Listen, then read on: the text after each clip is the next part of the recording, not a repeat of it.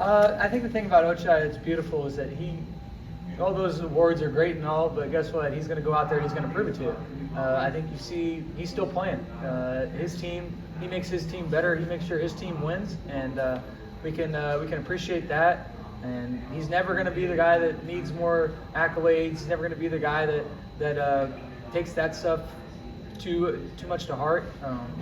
He cares about wins and losses, and that's something that makes Ochai special.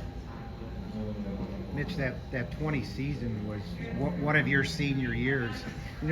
I think you started to talk about it, but how did it hit you in that Kansas is going to have another chance, but are they going to have this chance with that team? And then David just said we would have won it all had we played. Yeah, you look at that team, we were playing so well defensively. We had the best defensive guard, the best defensive big in the nation in terms of Marcus Garrett and Udoka.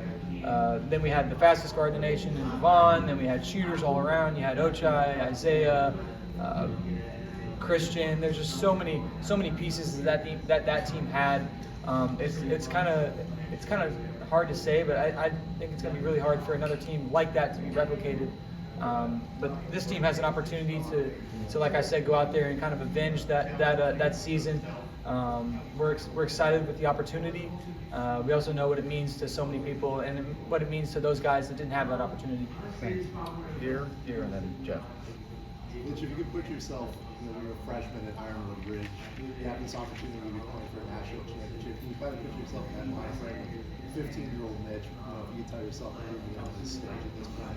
Well, I was wide-eyed being able to play varsity basketball. Now it's kind of a different stage. It's an amazing opportunity. I kind of tell myself, I said this the other day, but it ain't going to be easy, but it's going to be worth it. I think a lot of people a lot of freshmen that are going into college basketball can take that to heart. College basketball is no easy feat. Playing at a high level like this one is pretty special, but you gotta have to put in the work, and it's going to be worth it. Here, Jeff, and then in the back. It's really great at times. What about it now is different than what you saw at Oklahoma? What kind of challenge that was for you guys? At Oklahoma, he played the 5 a lot more than I think right now. He's playing that 4 spot and doing a great job at it. That's one of those guys that I've played against since he was a freshman. He's a great player, very good shooter, very crafty when it comes to scoring. We saw that yesterday. Just sprinting around, getting himself shots, playing good defense, and him guarding Banchero was impressive. So I think we're gonna have to go out there and we're gonna have to lock into the scouting report and make sure that he can't get those looks. Jeff, in the back. The last probably 4 or 5 national title teams are all Virginia, Villanova, Baylor, Carolina. You're the ultimate old guy here, so I'll ask you. Why do you think this experience trumps the young, great talent? Because all the top freshmen are gone. Ochai, Chris, and I talked about this yesterday. I think getting old is something that teams can value. We've been around the block, but I don't think we came into the last night's game, into this game, thinking, hey, we're here, but we have a job to do. We're not getting don't get too high, don't get too low. I think that's something being old allows you to do. The first 7 guys on our squad are all pretty old guys. I mean, the youngest being a junior in Dewan and Jay Will. So those are some pretty experienced guys. We know what we need to do to win.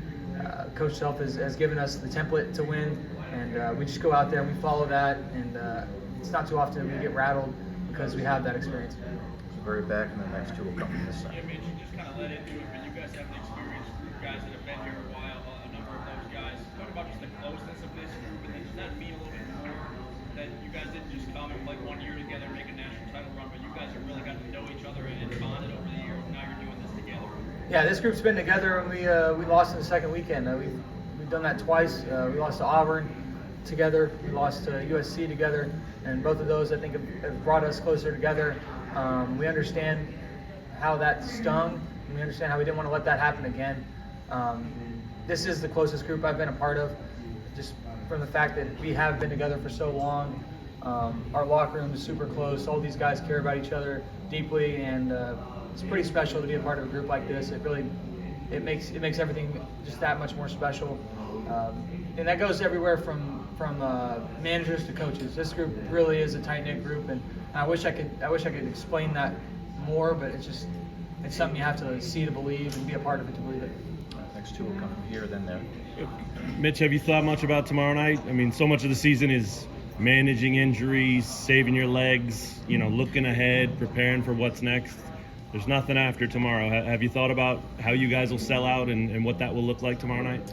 Yeah, I mean, no what ifs, no could have beens, none of that. We have to go out there. We have to play because it's our last.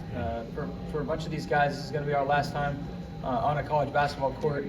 You guys going pro, guys being seniors that are done playing, or not done playing, but that are done at Kansas. So there's just no what ifs is something that we've been preaching this whole tournament. We want to make sure we go out there and play, and put our heart down. Here in the second row. Mitch,